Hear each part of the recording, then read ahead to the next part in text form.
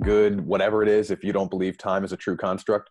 Come with the depth this morning. Okay. It's coffee with Paul and Joe. And we're here. Yep. We're here today. And we're going to talk about something that can be challenging. And we probably hear a lot of men talking about. And it's really going to be centered around creativity, sensuality. These are forces that I don't believe men are taught are that valuable. These are life energies that are extremely vital for us as human beings. But especially, I think, a lot of people, but especially men, we're taught to focus on the head. We're taught to focus on our strength, our mental capacity, and creativity and sensuality. Maybe not so much. Now, I'm going to lay it up. I'm going to open it up for you, Paul, because this is your topic, your idea, and you have a deeper connection to this around where it lives in the body and around chakras. And I want to just dive right in there because I'm fascinated. I want to learn from you. So break it down. How are we hitting this up? Where's this coming from? So it all started back when I was 11. And no, I'm just so yeah, it did. It really did. I mean, it really did. It really did.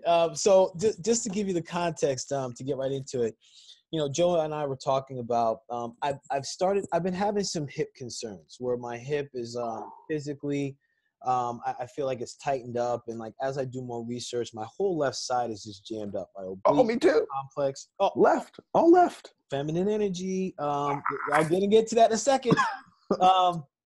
So and I'm a yoga instructor and I teach other yoga instructors and for me, it's been a gift and a curse going through this and experiencing this because I've been able to learn things about my body and be able to help people in ways I may not have. But as I've grown really tired of this condition, I decided to look at it from outside of the physical realm, outside of the physical body. So in our bodies, we have energy centers where it aligns to different ages of our development. And for me, when I started researching it, it talked about the sacroiliac joint, which is basically at the hip and if that's off balance, it will throw off the body. And that's something that's happening with me physically.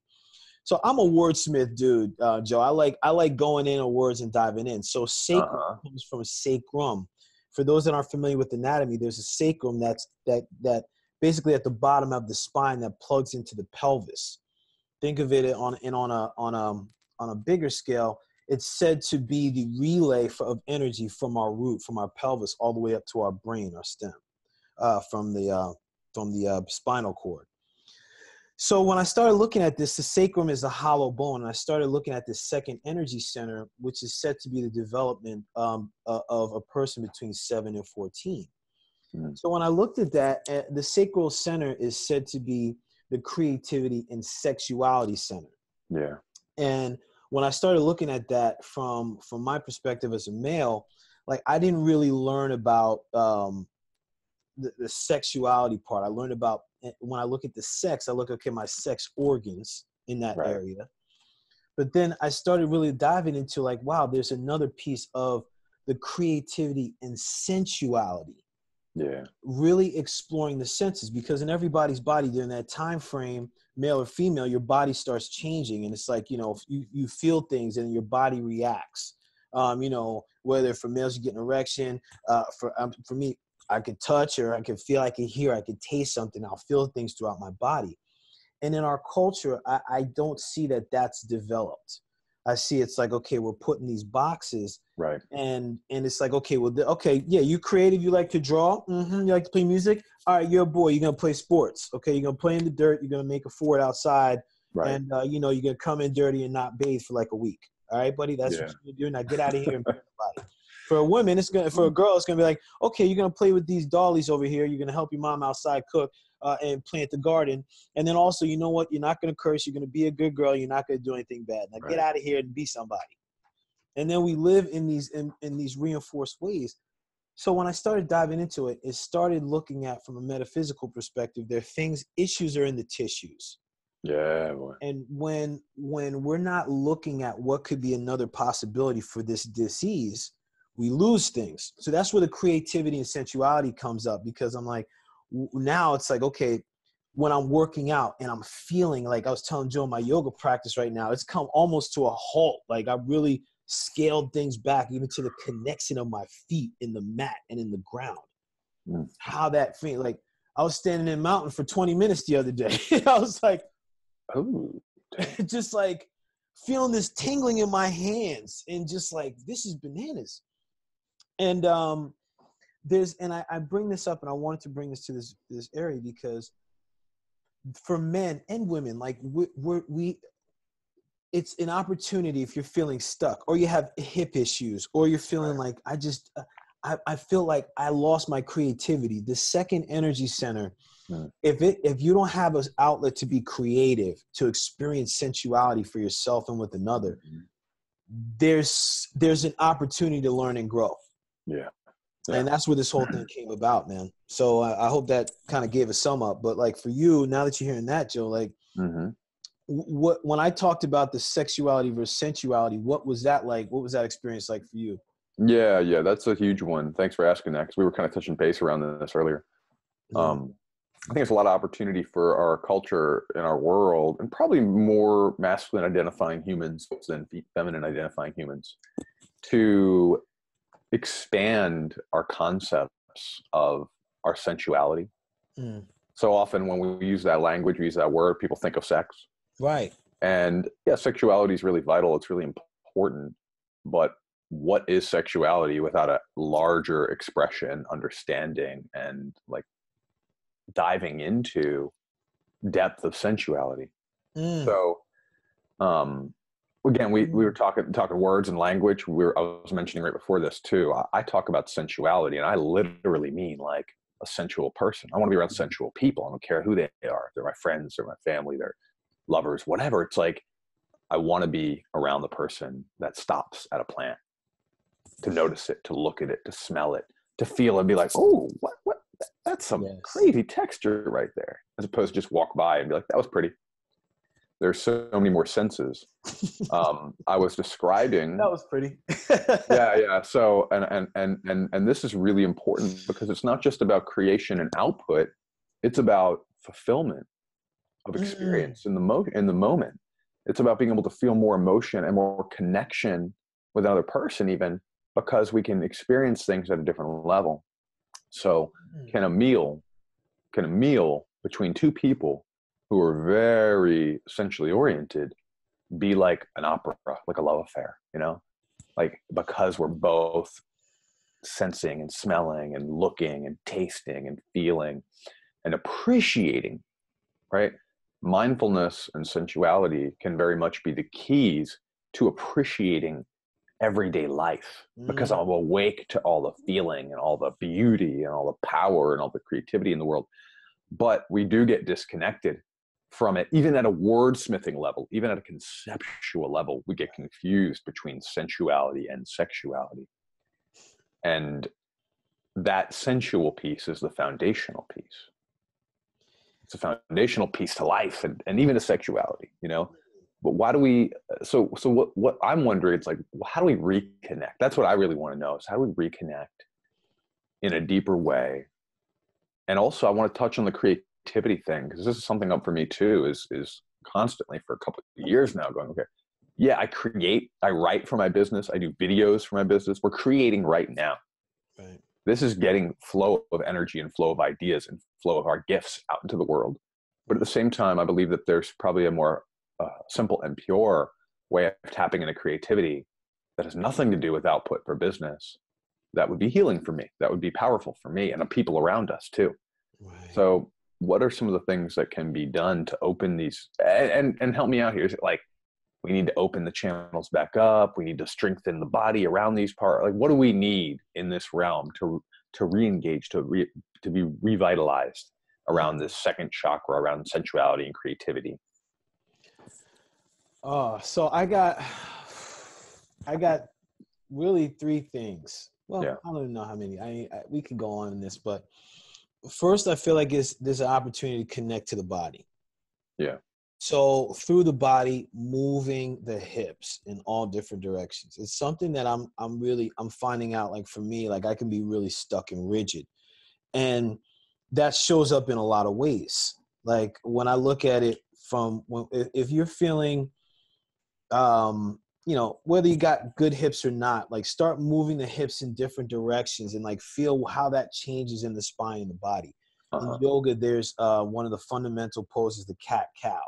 Right. And, that's about moving the spine, getting the flexion, extension. Then how I was taught, there's 6 directions of the spine. So you could go cat cow, you can go lateral, flexion, extension, then you can start to rotate. For people, start moving in different directions, different planes. See what's happening, because all of it comes from this core energy center right here, this transfer station. People think core is 6-pack, and that's a bunch of bullshit. Core is really right under the chest to mid-thigh. Right. That's your core for real. Like that's your transfer station. Like if this is all jammed up, you're not fully, you mentioned fulfilled before, you're not fully fulfilled. You're not in all of your power if there's any kind of blocks in this transfer station. So the first thing I would say is just get connected to your body and move in different directions, especially the hips. It's something I'm learning right now and really starting to explore. Like that's one of the reasons I'm standing today and just constantly moving and like just constantly feeling like, hey, where's my body today? Right. Like even in walking, start to sense. Now that's another piece for me. Like I talked about the body. Now, from a creativity and sensory perspective, exercise the senses. Right. So waking up in the morning, what do the birds sound like? What bird could that be? Like, wow, when I go outside, or when you mention, that's a look at that flower. I wonder what it smells like. Yeah. When you go out to dinner, okay, before you start to wolf down a meal, take a look at the presentation. Dude, I can go off for hours on this one. Listen, you hear, but you feel uncomfortable. This is how we reconnect. Yeah. This is like observing something, because the brain receives all these things. That's the power of our body. And the skin, the biggest organ we have is our skin. Right. Right. What does something feel like? What's the texture of the clothes that you're wearing? Yeah. Oh man. These are how we can, these are the little ways we can start to reconnect in the day. Even like, I'll give you a fun game you could play with your kids if you have them, or just like with your partner, or just with yourself. Yeah. At the beginning of the day, see how many of a color you can see. So for example, today's red, today's Monday. How many red things do I see? I got a red pen right here. I got a red emergency kit. Yeah. There's a red book over there. You want to know something? Oh man. You're going to start to see things you never saw before. Right. It's going to wake you up. Go ahead. And then you have a third thing too, right? But I want to mention. Yeah, go ahead, man. You'd be surprised. I do less and less work. I still do some work with people around food and body and weight and health. But you'd be surprised, in part of my training, in my mind-body eating training, my eating psychology coaching, one of the main tactics is to slow people down and help them become mindful around food, selecting it, choosing the right quality, appreciating it. Even if you're like addicted to Big Macs, slow down and make it a meditation to eat it. And I can't even begin to tell you the types of shifts that people have in their weight, especially in their midsection, but B, their digestion in their low gut, because slowing down and appreciating the food from a physiological perspective actually influences the body to do less of what creates all kinds of digestive disorder. But I actually truly believe that there's something deeper there. There's something more rooted into our psyche, into our spirituality of like, no. If something's on your plate, it is a gift from this earth. There have been people, there have been plants, there have been animals, there's land, there's all these energies of wind and sun and rain. So much of our universe's gifts have gone into getting that food to your plate. So can we slow down? Can we appreciate it? And if we can't, I'm going to make sure you're a little uncomfortable. So, I have a client who we almost didn't do anything around what he ate, but he dropped about 30 pounds and cured decades of all kinds of digestive issues. Because I was just like, dude, you're an artist. You're a photographer, man. Yeah. Slow down. Make every plate look beautiful. Take a picture. Right. Eat it. And I taught him to eat slowly and do mindful eating. And he was just like shedding weight. And he told me within weeks, like all of this acid reflux and bloating and gas like went away. Right. And so can that be connected to this expression of our second chakra and connecting into sensuality and connecting into nourishing and healing through that, right? So I just got all excited about sharing that because it's such a deep connection. And I think about then, well, if that's just around food and digestion, what else? If I decide that I don't need to read this book that I'm fascinated with fast, I could read it slow. I could read a page and then ponder and think, reflect, journal. How much more can I gain from it? We talk about sex, right? Like talk about sex. Really being awake to the moments, slowing down, being present to the way things feel. I mean, like, I'm lucky enough to be dating someone who's very sensual. And I think the first time we had kissed, she had mentioned, like, there's something about your touch. And she felt, right? Like, you just enjoy touching someone. I'm like, yeah. It feels, I love that. I love the feel of how it feels for me to touch someone. I'm not trying to get anything out of it. And she could feel that and sense that. And that's not the first person, right? Right. Who's been able to comment on, like, whoa, what's going on here? What's different about who you are and how you show up in this sexual realm? Right. It's like, I'm appreciative of every feel and every smell and every sound and it's like, that's the other thing is you want to be irresistible when it comes to love and dating. It doesn't matter if you've been married 30 years or if you haven't been on a date in 30 years. It's like, tap into your mindfulness, become more present, and develop sensuality. Like, really essentially appreciate it. You'll be irresistible. It's like there's so many elements of our world which are teaching us not to be connected to these creativity centers, to these sensuality centers. Everything's fast, everything's production, everything's results, everything's show us how smart you are, Right. how powerful you are. Dude, So anyway, that was just my how much I was feeling, how much I was noticing and being aware of, and when you were sharing.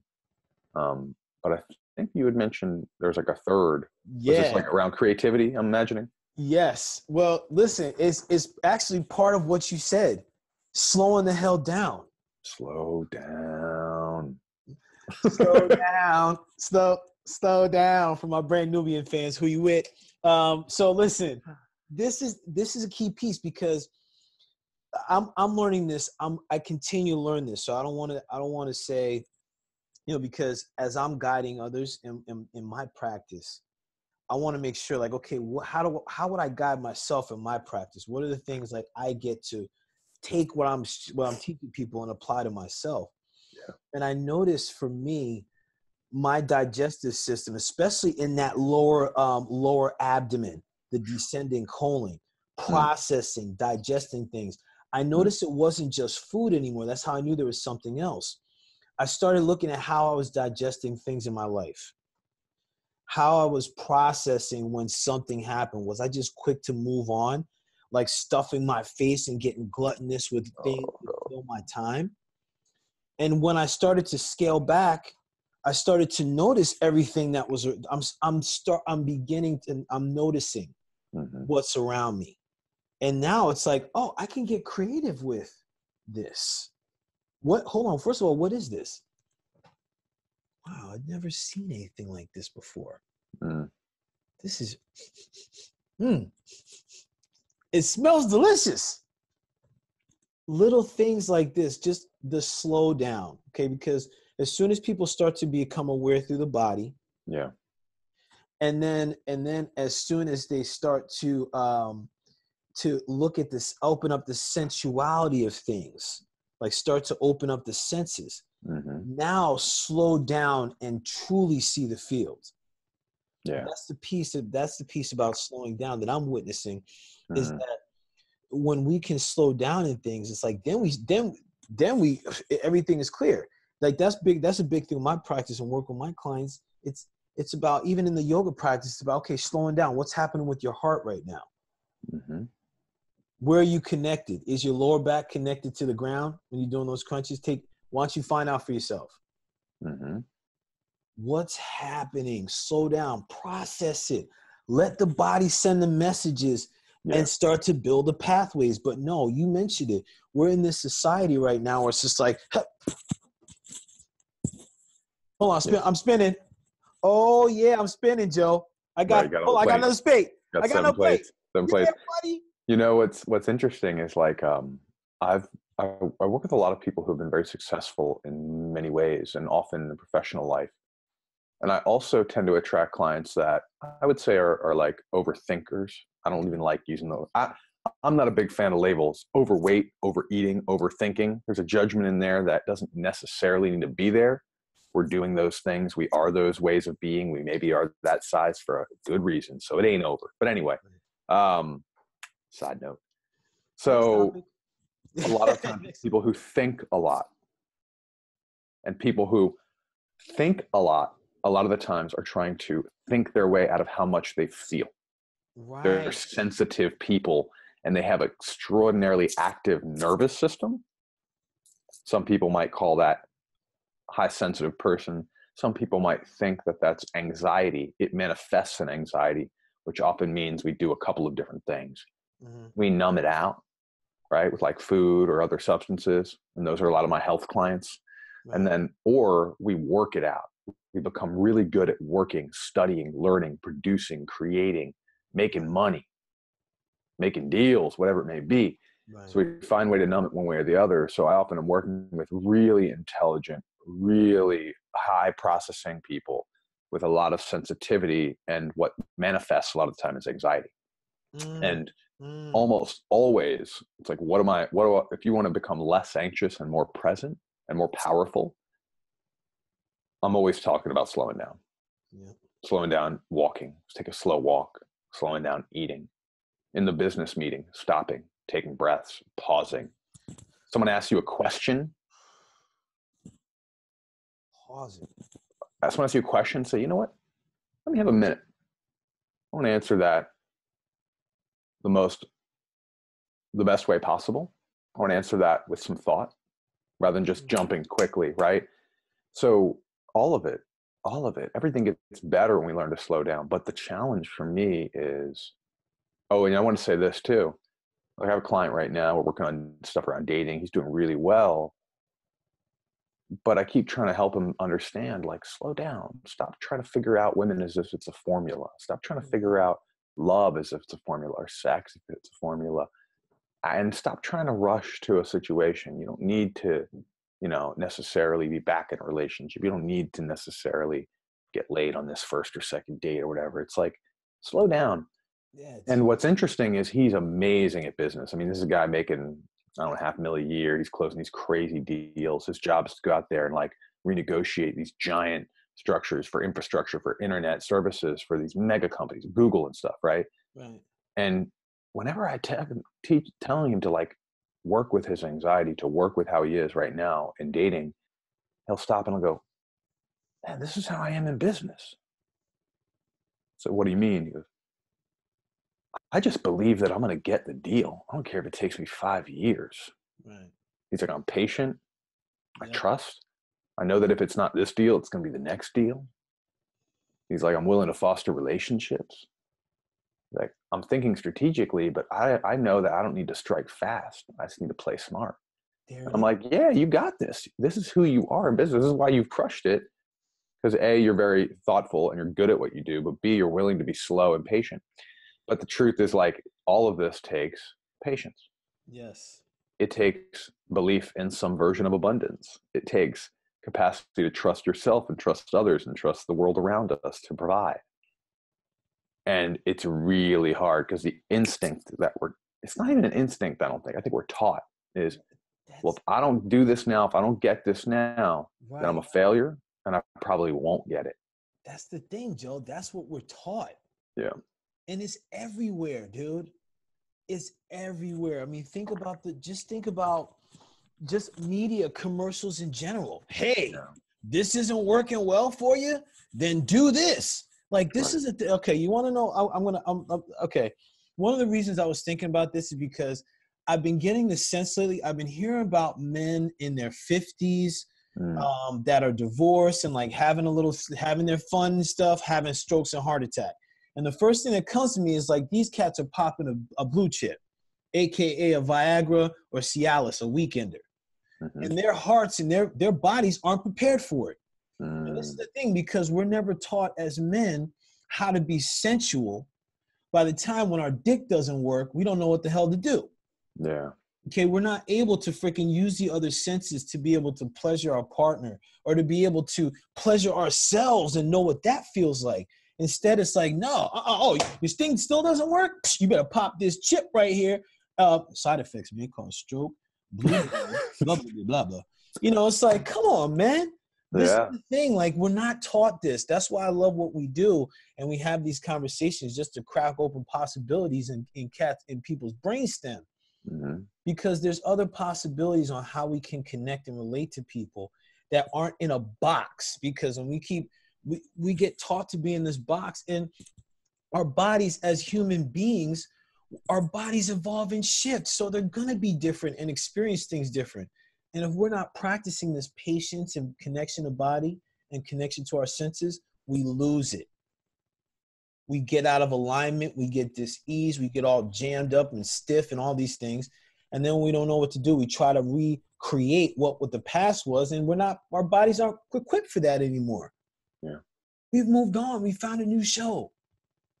It's like, so yeah, dude, it's really interesting, man. I'm happy that we have this conversation, because it's really, I don't know, I just get jammed up about it, because it's just like this construct that's out there of how things are supposed to be. It's like, there's unconscious in these little commercials that we hear. It's like they're reinforcing these patterns of like, get her done. Yeah. Done, man. Don't worry about patience. You better grind, man. Hustle harder, hustle hard. You better hustle hard. You sleeping? You sleeping? You sleeping right now? Get your ass up. Well, and and what's beautiful is for anyone who's a bit concerned or resistant or doesn't understand a lot of what's happening in the world right now, in the realms of social justice, racial justice, gender equity, I would encourage you to take a look, to dive in. These I've had the privilege in the last couple of years to examine my privilege, and what it's led me to is a lot of communities and work that's much more about connecting to our central ways of being, connecting to spirit, letting go of a lot of the influences of this hardcore domination capitalism that we've learned. Right. So honestly, that's been a huge gift, is like digging in a little bit into feminism, or digging in a little bit with feminist people, digging in with people who are really focused on movements for Black Lives Matter. It's like there's this side of disconnecting from these drives that have created our world and our structures. And there's so much more trust in slowness and faith, and not needing to push all the time to create the lives that we want. Right. There's some people out there even trying to shift these movements towards, let's be patient, let's be slow, let's come from love, as opposed to using these kind of dominating and fast-paced structures to get what we want. Can we play for the long haul? And that's something I wanted to just share, is like, there are gifts in this world that seem so scary, of challenging our privilege, especially me as like, the white, cis, heterosexual, middle-class male. It's like, if you're out there, you're listening, and that's who you are, it's time to look at other ways of being that are showing up in some of these big, scary topics, but from some of these big, scary people we don't necessarily want to go listen to or feel into. But that's a gift that can happen in that world, in that work. So it's just something that came into my mind in this moment, is there's a lot of beauty and power in things that we're not exploring. And there's a whole other side of seeing the world that we can learn from and grow from and be empowered by as human beings who are men. Truth. And I'm saying, like, I think all men, and I think all women, and I think all humans. But I definitely know that, like, growing up, for me at least, there's not a lot of soul and slowness and spirit and connected to the experience of being a white man in this culture, And it's like, if we're going to heal and help other people, if we're going to be there for ourselves, if we're going to all kind of expand and liberate mutuality together, if you will, which is my hope in the world, then we all got to do this work to be more creative and more sensual and more grounded and more slow. That's how the world works anyway. One more little bullet point. We talk about, well, we got to hurry up. We got to hurry up because the planet can't sustain us. The planet's dying. We're killing the planet. Let's take a step back. The planet is going to be okay. The planet will be here. We may do just enough to influence this planet to no longer be able to keep us on it. But the planet's playing the long game. The planet's been here well before us. It's going to be here well after. Well after, bruh. If we want to be here, then we need to slow down, and we need to be aware that it's time to change our behaviors, and that we don't necessarily need a bunch of plastic and a bunch of fossil fuel to get what we want in this world. Truth. So just a little perspective here. It's not save the planet, it's save the humans. And how do we save the humans? We get less connected with the need for huge production. We get less connected with the need for speed. We get more connected to the sensual experience. Learn to be sensual. Learn to appreciate food. Learn to appreciate nature. Learn to take a slow walk. And tell me you don't think twice about how we treat the planet. Yes. Because you can appreciate it. So anyway, that's just a whole nother ball game here, is if we're taking big picture perspective, the world and the universe around us is slow, is sensual, is creative. We're the ones killing ourselves by not finding that flow. Preach, Joe. We can wrap up on that, man. We can wrap up on that, dude. Wow. I don't want to, man. I just want to take it slow all day with you now. Yeah, buddy, my man. Joe, love these times, man. Love these times. Yeah. As always, at the end of this, you'll have our contact information that you can reach us. Stay to the end to watch this. Thank you. We feel blessed to be able to do what we do and to help others. Joe, any events you got coming up?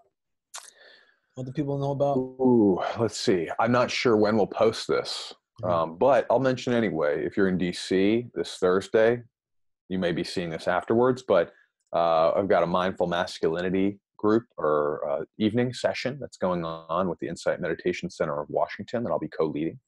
Gotcha. Otherwise, my next big event after that's private. I'm doing 2 days of workshops for National Park Services for their employees, like an employee engagement day. Nice. Little inside joke there for Paul. Oh man! But the other thing I want to plug real quick is in my work with people, this is a lot of what it's about. It's actually a lot about like learning that you can slow down, you can be more creative, you can be more sensual, you can be more in touch with yourself and others, you can have more patience, and you won't lose your success or the things that you have in your life. If anything, you just start to gain and be able to create and be able to express at a higher level. So that's the fear, is if I do slow down, what will I lose? But I'm challenging people, come talk to me. I'll teach us, like, if we do slow down, what are we going to gain that we never had before, So that's the one thing I want to, because that's the last bit, is like, it's still scary to slow down. I've still gotten a lot in this world by being fast and being the way I've been. So anyway, I'll stop talking. Blessings, man. Blessings. That's a good look. You got some good events coming up. For me, events coming up are mostly for men. I do have an event that's co-ed called Into Me See. If you're in the New Jersey, New York area, Philly area, come to Caldwell, New Jersey. That's on April 6th. You can go to Interval Wellness for that. And also you can catch me on the Facebook page, my Facebook page, The Wellness Men's Guide. So if you have men in your life, or you're a man in your life that have gone through divorce, you've gone through some trauma, you've gone through some things, and you're realigning yourself, check me out on that page. A lot of stuff is coming out. A lot of stuff is there that can help you through that space. So happy to be here. Happy to be here for the people, for men, for the collective. And it's a blessing. I'm willing and I'm grateful, baby. Willing. Blessings, man. Thank you, Paul. Next session, brother. All right. Peace. Bye, man.